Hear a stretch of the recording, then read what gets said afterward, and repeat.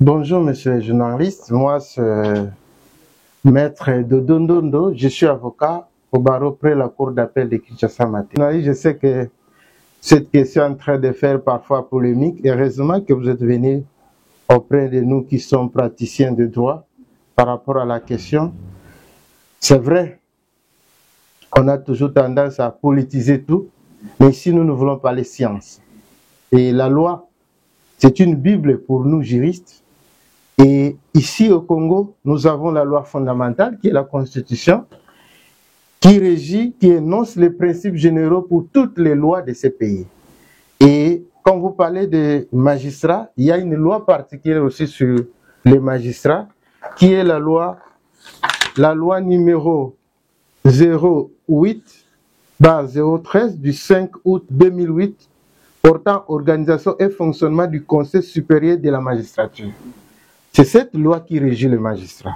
Mais comme j'avais parlé de la Constitution, quand vous prenez notre Constitution de la République catholique du Congo, à son article 152, il est clair le pouvoir révolu à celui qui peut sanctionner le magistrat. Avec votre autorisation, si je peux lire, là je suis avec la Constitution de la République catholique du Congo, à son article 152, je vous épargne de beaucoup d'alinéas, mais il y a un alinéa qui est important. Il dit, le Conseil supérieur de magistrature exerce les pouvoirs disciplinaires sur les magistrats. Il donne ses avis en matière de recours et une loi organique détermine l'organisation et le fonctionnement du Conseil supérieur. La loi dont on a fait allusion, c'est cette loi dont je venais de vous faire. Mais déjà, rien que cette disposition, ça dit clair. Donc, seuls les magistrats peuvent sanctionner les magistrats. Maintenant, pour la question qui fait polémique, je crois qu'il s'agit de la suspension du procureur général près la cour d'appel de Kinshasa Gombe. Vous me faites état d'un communiqué, je ne sais pas, signé par le cabinet du ministre de la Justice, c'est ça. Mais en réalité, je sais que le ministre de la Justice est un juriste. Peut-être c'est un fait de news ou c'est fait à dessein pour des raisons peut-être que j'ignore. Mais je pense que le procureur général et la cour d'appel de Kinshasa Gombe ne peut pas être suspendu par un ministre de la Justice. La loi est claire. Les procureurs, les magistrats ont des chambres disciplinaires. Les hauts magistrats ont la chambre nationale et les magistrats, à partir de cours d'appel, sont interpellés ou sont jugés disciplinairement par les chambres que nous appelons les chambres provinciales, qui sont dans chaque cour d'appel de la République catholique du Congo. Mais comme celui qu'on a fait allusion dans les dossiers, c'est un chef d'office, le procureur général près la cour d'appel de Kinshasa, Gombe, s'il a commis une faute disciplinaire, si le ministre peut le faire, il ne peut que s'adresser à son chef hiérarchique, qui est le procureur général près la cour de cassation. C'est à celui-là que revient au regard de la loi, c'est à lui d'inviter ces magistrats, dans le cas échéant, le procureur général près la cour d'appel de Kinshasa Gombe, il doit être auditionné. Il est auditionné. Si on estime que les faits mis à sa charge vont à l'encontre du comportement des magistrats, à ce moment-là, la commission qui l'a auditionné fait rapport à son chef hiérarchique qui est le procureur général près la cour de cassation. Il peut prendre maintenant une mesure de suspension. Mais là encore que les chefs d'office, par principe, ils n'instruisent pas des dossiers. Ce sont les magistrats, leurs collaborateurs qui posent les actes. Mais s'il y a eu des abus dans le cadre d'une instruction quelconque d'un magistrat qui est sous l'autorité du procureur général de la cour d'appel de Kinshasa Gombe, automatiquement, ce magistrat-là qui a posé les actes sera à son tour interrogé, auditionné par celui qui joue maintenant l'intérim à la place de celui qui venait d'être suspendu. Celui-là qui est d'office, le procureur général ad intérim, va maintenant auditionner les magistrats dont le dossier a fait polémique pour qu'il donne des explications. Si ces explications vont à l'encontre des règles d'éthique, le procureur général ad intérim peut maintenant sanctionner celui qui a posé les actes dans les dossiers. Donc un magistrat, en bref, est suspendu par son autorité directe hiérarchique. Qui est le procureur général de la Cour de cassation. Dans les cas échéants, je ne dis pas que tout magistrat, mais chaque magistrat a son chef hiérarchique. Mais dans le cas du procureur général près la Cour d'appel, son chef direct hiérarchique, c'est le procureur général près la Cour de cassation. Alors, qui est le chef hiérarchique du procureur général de la Cour de cassation lorsque ces derniers commet un délit? Je vous ai dit que la loi est organisée.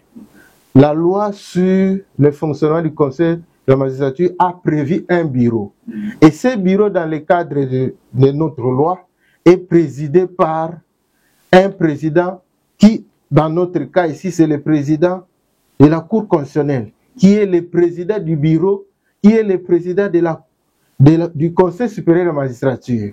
Si c'est le PG près la Cour de cassation qui a commis bévue, il sera à son tour jugé par ce bureau, par les membres du bureau du Conseil supérieur de la magistrature, qui pourront maintenant apprécier ce qu'il a fait pour qu'une sanction soit faite.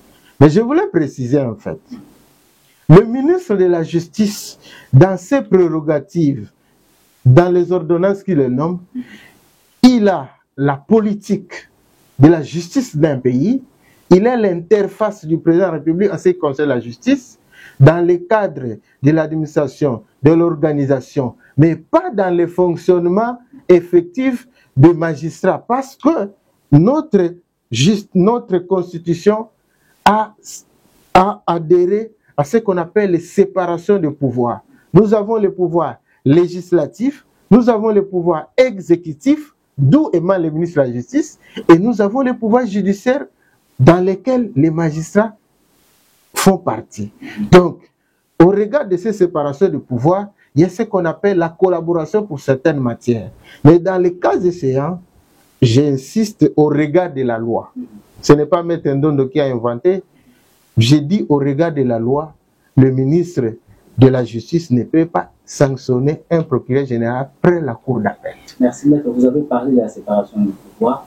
Il y a une question de curiosité. Quand est-ce que un ministre de Justice peut intervenir pour contrer peut-être une décision qui a été prise par le compétent de la magistrature? Est-ce que c'est possible cela?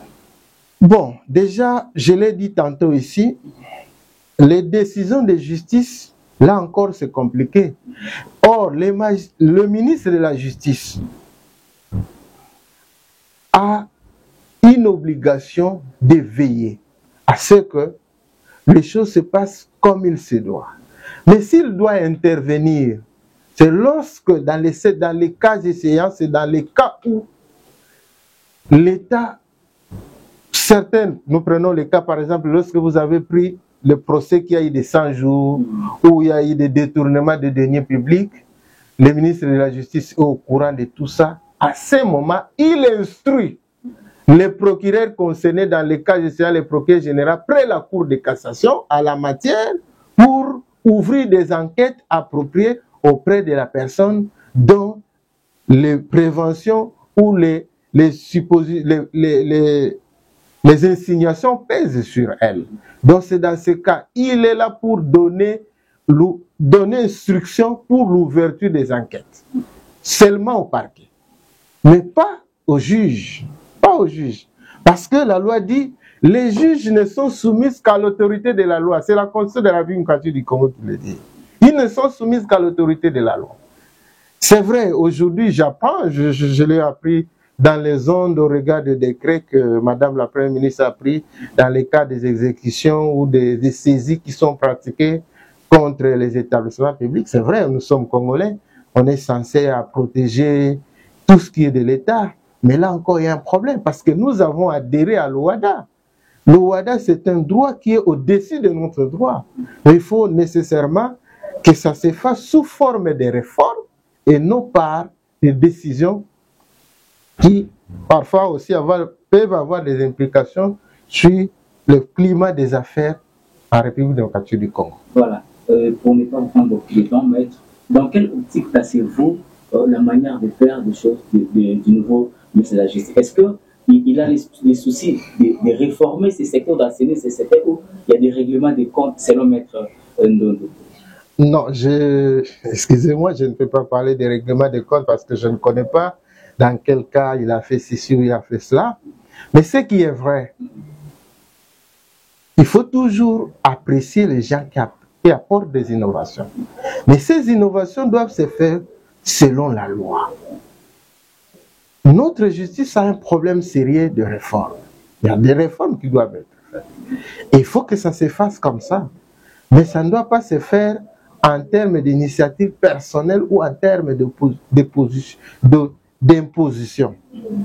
Je crois que le ministre de la Justice est animé d'une bonne foi, mais il faut que ceux qui sont autour de lui puissent l'aider parce que tous, nous sommes unanimes. Nous qui sommes partenaires de justice, nous sommes unanimes que notre justice, c'est confirmé par tout le monde. Le chef de l'État lui-même l'a dit, c'est tout le monde qui le dit. Notre justice est malade. Mais moi, je souhaite qu'à travers lui, même si la justice ne peut pas être guérie, mais au moins, il peut ramener cette justice même à l'état de convalescence. Ça sera une bonne chose. Voilà. On ne sait pas dire, est-ce que le ministre de la Justice vous a barré la route, il vous met des cales. Avez-vous apprécié le système de bancarisation que l'actuel ministre a initié? Bon, en soi, ce n'est pas le ministre de la Justice qui a initié, ça existe déjà. Il n'a fait que renforcer ces mesures.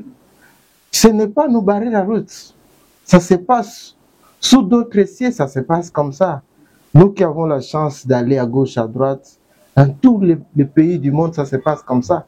L'argent ne passe pas entre les mains. Parce que ces billets-là, si vous n'êtes pas fort mentalement, c'est là où vient l'esprit de corruption ou de ceci. Mais quand tout est tracé à travers la banque, ça diminue même le fait de fraude. C'est une bonne initiative. Il est venu renforcer ce qui existait. Voilà, pour finir, maître Ndondo, confirmez-vous qu'il y a des réseaux mafieux de magistrats au sein de votre corporation? Comme le dit le ministre, ne cesse de le dire. Bon, je dois corriger, vous parlez de la corporation, moi je ne suis pas magistrat, je suis avocat, donc c'est lui qui le dit. Quand il le dit, sûrement il a des preuves. Andron dit, ça c'est lui qui a le fait de prouver. Je ne sais pas le confirmer, mais ce qui est vrai, je vous l'ai dit ici, que notre justice a un problème. Et il n'y a pas que le magistrat. Tous les partenaires de la justice doivent travailler pour que notre justice puisse s'élever. Et parfois, j'ai pitié des magistrats aussi, à un certain moment. Les mêmes personnes qui crient sur les magistrats, les politiciens, ce sont parfois les mêmes personnes aussi qui font la pression aux magistrats pour certains dossiers. Je suis désolé, mais qu'est-ce que vous en voulez? Mais du moins, à la question de savoir les magistrats mafieux, je n'ai aucune preuve. Je suis désolé. Mais... Voilà, merci beaucoup, maître. Pour finir, je ne sais pas si vous allez mettre étant patriote aussi, votre avis concernant cette guerre qui nous est imposée par les nations voisines. S'il faut déplacer un mot concernant cette guerre qui a vraiment pris beaucoup de temps.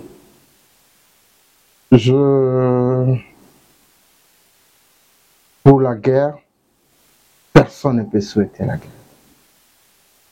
J'ai eu la chance de faire Goma plusieurs fois.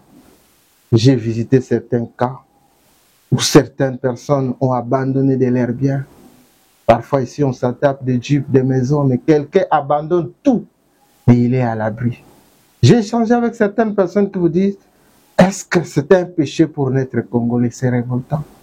C'est révoltant. Mais nous encourageons nos forces armées, c'est de leur mission, de tout faire pour se battre, pour que ces pays légués par nos ancêtres, qu'aucun centimètre ne soit pris de force. C'est ce que je peux demander, mais sinon, nous compatissons. Si j'avais l'ambition de devenir militaire, je serais au front. Mais je sers l'État là où je me trouve. Merci beaucoup, maître. Je vous remercie, monsieur le journaliste. Merci. Il va nous parler aujourd'hui de son combat politique. Le combat dans lequel il m'a entraîné alors pour commencer à peine à l'université de Kinshasa. c'est lui et d'autres.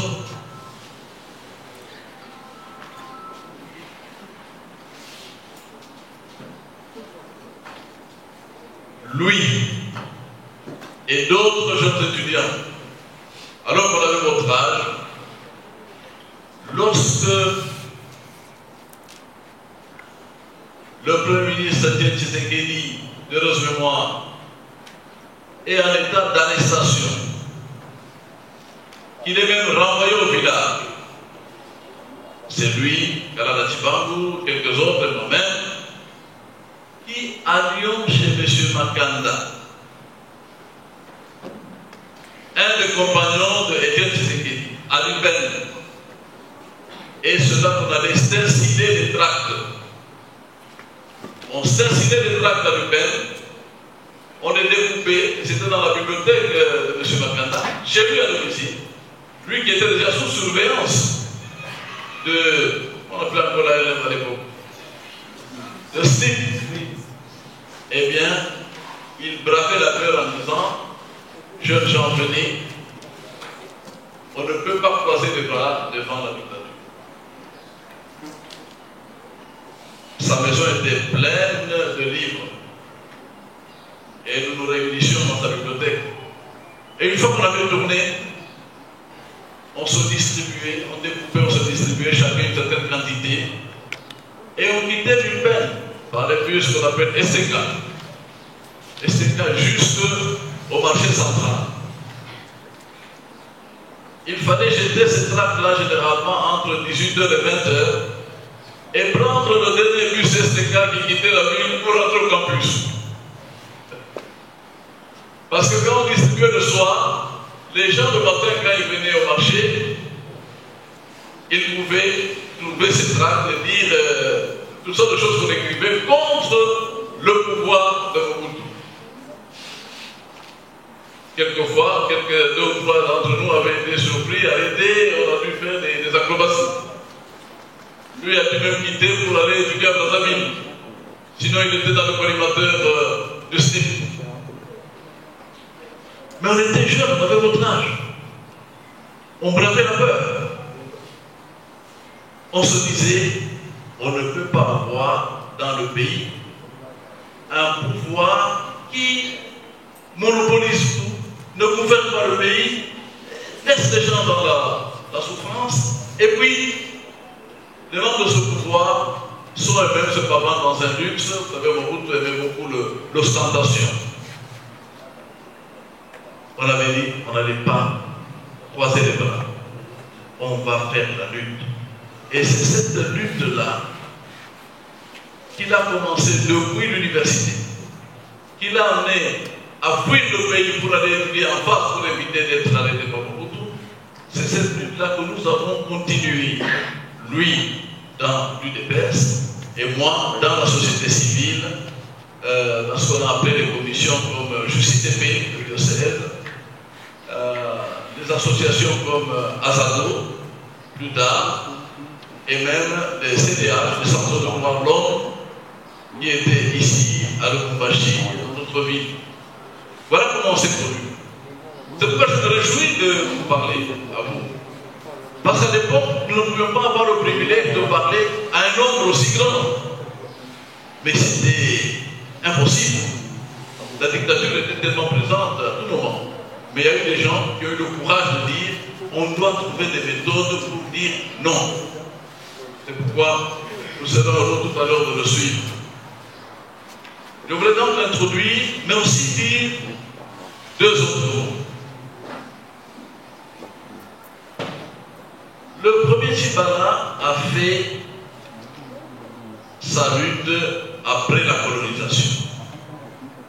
Et j'ai dit au comité d'organisation, je voudrais dire deux, trois mots de la situation avant l'indépendance. On ne va pas te dire après, depuis l'indépendance, la lutte contre le monopartisme notamment, le parti unique. Mais je vais donner un petit éclairage sur la situation avant l'indépendance.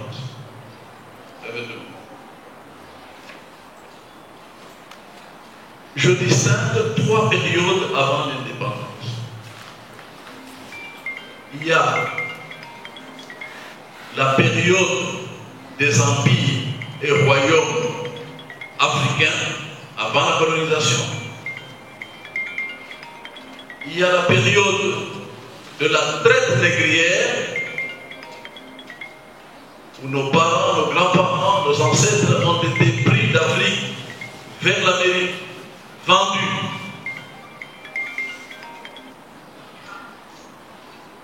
Et la période coloniale, lorsque, à la conférence de Berlin, on décide que le Congo va être un État indépendant et qu'il va être la propriété du roi belge Léopold II. Ces trois périodes sont importantes. D'abord, la période des empires africains. Je dirais, avant le XVe siècle, il y a eu des empires prospères qui ont exercé une forme de démocratie et de gouvernance locale dans un contexte purement africain, faiblement technologique et qui n'a rien à voir avec le contexte dans lequel la colonisation nous a plongés et dans lequel nous nous trouvons aujourd'hui. Parmi ces empires, il y en avait de tout grands.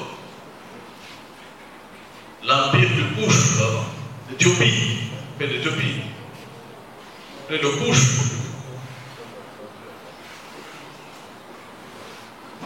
Vous vous rappellerez que quand vous lisez la Bible, parce que la plupart d'entre vous lisent la Bible, il y a le passage où on fait porter à Jésus une croix. En le fouettant, le matin, allez, porte toi-même ta croix. Mais sur le chemin, on croise quelqu'un qui a pitié de lui et qui va l'aider à porter cette croix.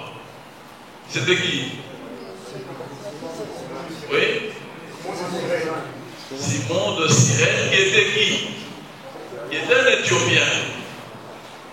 Même ceux qui étaient mis au noir d'être partis dans l'histoire religieuse à travers la Bible, mais ils oublient que quand Jésus allait à la croix, c'est un Africain, un Éthiopien, qui l'a aidé à porter sa croix. Donc l'Afrique était présente dans ce monde, même déjà depuis l'époque de Jésus. Il y a donc eu des échanges avec d'autres peuples. Prenez l'exemple de la Tanzanie. Au XIVe siècle après Jésus-Christ, les royaumes, l'un des rois de Tanzanie, près de Zanzibar, a reçu une délégation chinoise. Avec cette délégation chinoise, ils ont parlé des échanges entre son royaume et la Chine. 14e siècle. Et les Chinois ont invité le roi en Chine. Le roi estimant qu'il ne peut pas partir, il a donné une délégation de 14 personnes, de Tanzaniens, qui sont allés vivre en Chine pendant une année. Et quand ils sont rentrés, ils étaient pleins de cadeaux donnés par la Chine. De même, eux aussi ont pris des cadeaux qu'on a envoyés à l'empereur chinois de l'époque. Je pourrais multiplier les exemples de collaboration, de coopération, mais quand vous lisez l'historien arabe Ibn Battuta, il raconte le voyage à la Mecque d'un des rois d'Afrique de l'Ouest, qui a quitté à cheval jusqu'à la Mecque. Il a amené beaucoup d'or et il a amené aussi beaucoup de présents. Donc il y avait une Afrique qui vivait à son rythme. Au XVe siècle, on a parlé de l'université de Tombouctou.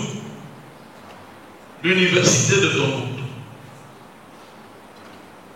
dont les ruines ont montré que les bâtiments étaient vitrés. le bâtiment de cette université de Tombouctou était vitré. Donc c'est vous dire qu'il y avait là une vie de coopération. Dans les ruines de la vallée de Lupemba au Katanga, on ne comprend toujours pas comment on a retrouvé des crânes et des ossements des Blancs qui dataient plus ou moins du XIVe siècle. Et les croisettes, appelées les Mimouba du Katanga, fabriquées au IIe siècle après Jésus-Christ, se sont retrouvées dans les pays du Golfe, en Arabie Saoudite.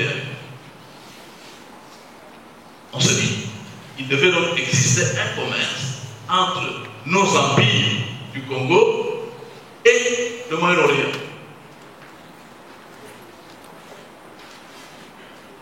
Mais faute d'écriture, la civilisation de l'écrit, on n'a pas plus de détails de notre histoire.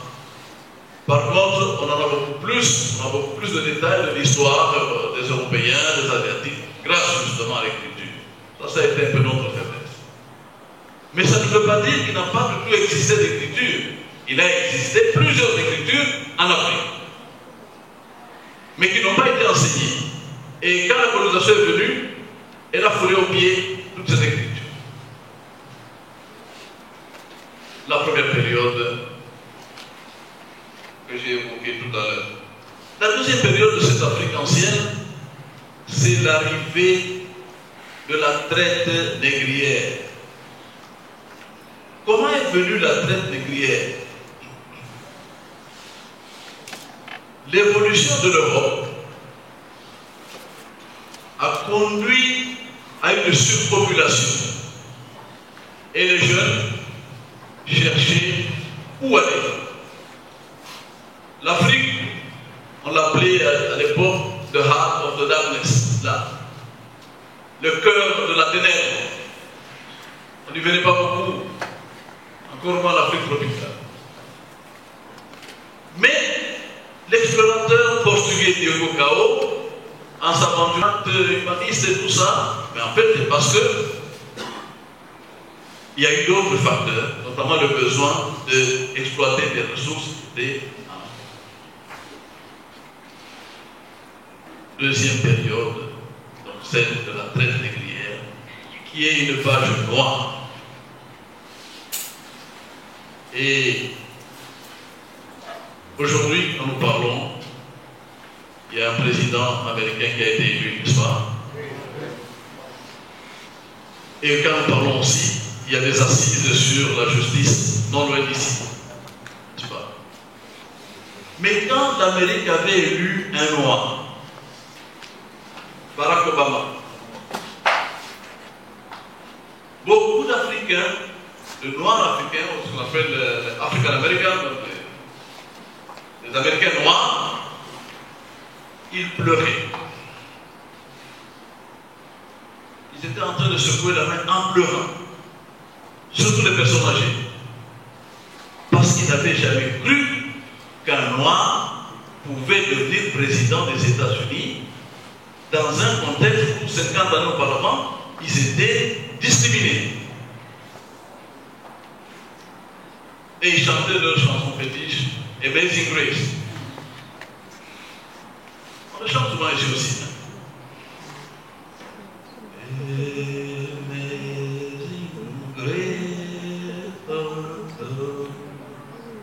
C'est une chanson qui rappelle, qui dit ceci: nous avons reçu une grâce particulière du Seigneur pour avoir quitté la discrimination raciale après la lutte de Martin Luther King. Parce que Martin Luther King vient lutter contre la discrimination après que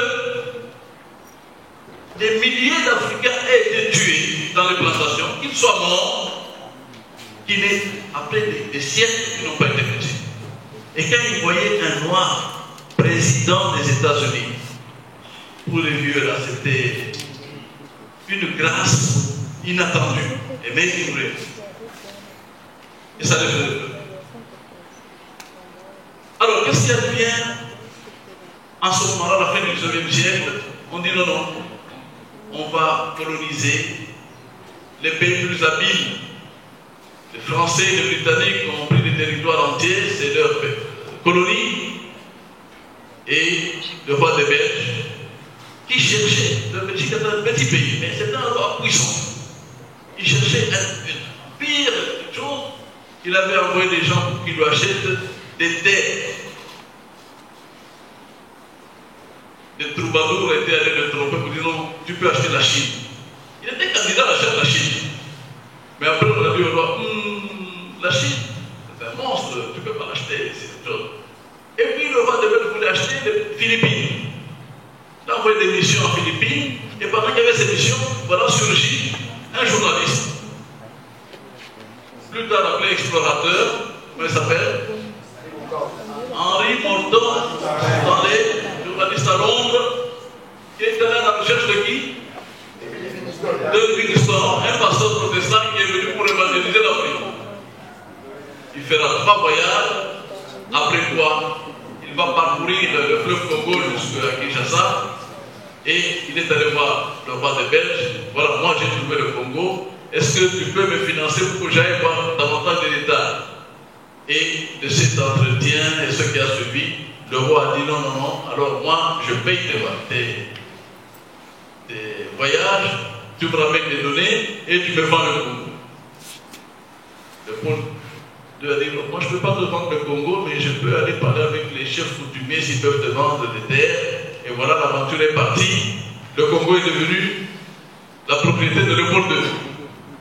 Et alors, les autres pays, parce que la France avait ses colonies, la Grande-Bretagne avait ses colonies, mais l'Allemagne était un puissant pays, mais n'avait presque rien.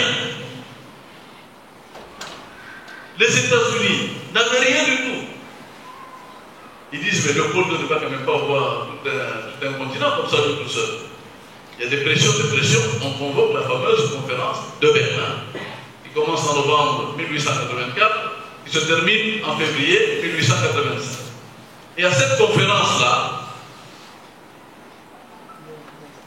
l'Allemagne, qui voulait avoir des terres, face à la menace des États-Unis qui veut prendre le gros, défendra quelque peu le roi des Belges pour qu'on lui arrache pas le Congo.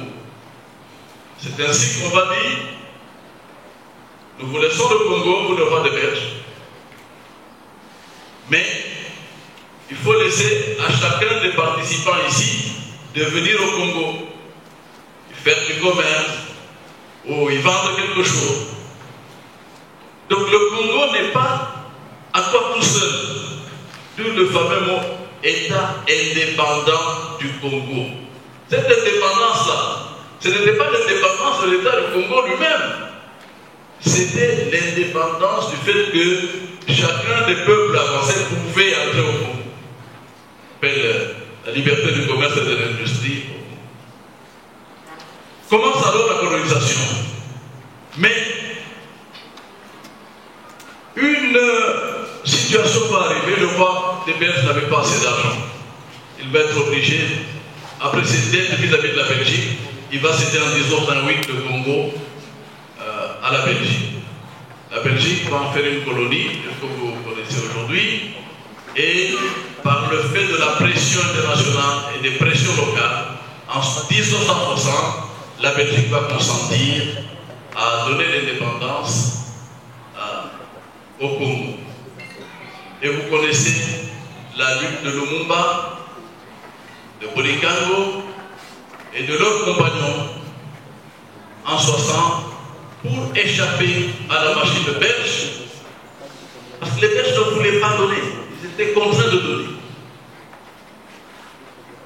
Commence alors notre ère de l'indépendance. Et là, merci. Et là, le premier ministre honoraire va produire ce chapitre pour montrer maintenant les luttes internes qu'il y a eu pour gouverner le Congo entre les Congolais eux-mêmes. C'est important. Nous avons lutté contre des esclavagistes, nous avons lutté contre les colonisateurs. Maintenant est venue la lutte des Congolais qui ont reçu le Congo de se battre entre eux pour un Congo démocratique. Et c'est là qu'un homme comme celui qui est à ma gauche, Premier Sonoré, a joué un rôle que l'on ne lui reconnaîtra jamais assez. Parce que dans toute révolution, il y a toujours ceux qui restent dans l'ombre. Mais c'est parmi les jeunes de votre âge qui ont pris le courage à deux mains pour dire nous allons être aux côtés de Étienne Tshisekedi, nous allons sensibiliser d'autres jeunes comme nous et nous allons lutter contre la dictature. Et moi, je lui rends hommage parce que Dieu aussi l'a élevé. Et à juste titre, il est devenu Premier ministre et il a dirigé ce pays. Je crois qu'on devrait applaudir.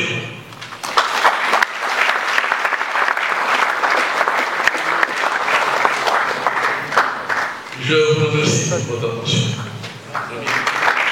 Merci beaucoup, monsieur le professeur Jean-Louis.